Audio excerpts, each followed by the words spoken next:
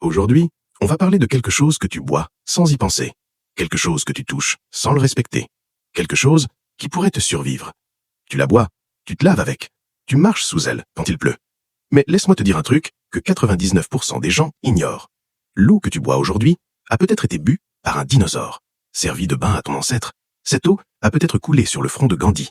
Oui, respire ça 2 secondes. Parce que sur Terre, l'eau ne disparaît jamais. Elle voyage, elle s'évapore, elle devient nuage, elle retombe en pluie, elle traverse les rivières, elle entre dans ton corps, puis elle repart. On appelle ça le cycle de l'eau. Mais en réalité, c'est un recyclage éternel. Une même goutte peut traverser des millions d'années.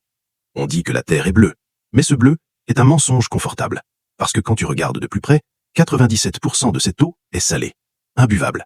Et sur les 3% restants, la majorité est bloquée dans les glaces. Alors au final, moins de 1% est réellement accessible pour toi, pour moi, pour nous. Et pourtant, plus de 2 milliards de personnes n'ont toujours pas accès à une eau potable sûre. Imagine, tu te réveilles le matin et au lieu d'ouvrir un robinet, tu dois marcher, parfois 6 kilomètres, juste pour remplir un bidon.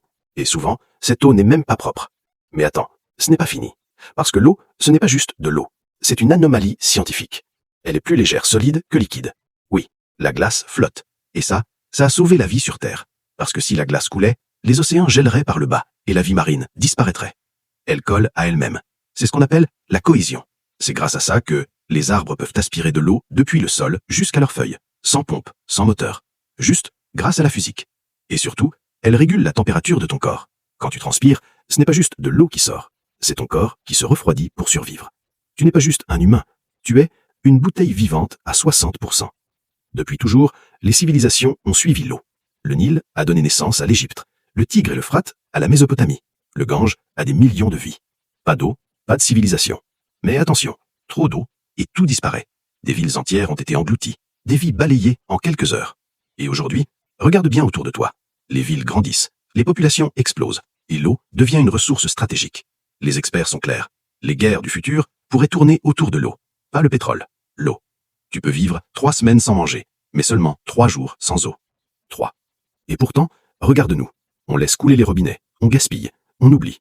Pendant que quelque part, quelqu'un rationne chaque goutte comme si c'était de l'or. Parce que pour lui, ça l'est. L'eau n'est pas juste une ressource, c'est une mémoire. Elle a vu les dinosaures, elle a traversé les empires, elle a survécu à l'histoire. Et aujourd'hui, elle est dans ta main. Alors la prochaine fois que tu bois un verre d'eau, souviens-toi, tu touches quelque chose de plus vieux que l'humanité. Alors dis-moi, quel sujet veux-tu qu'on explore ensuite? Une ville où l'eau a tout changé ou tout détruit? Partage ça à quelqu'un qui laisse couler l'eau inutilement. Oui, on le connaît tous. Une goutte, une vie, une planète, une histoire.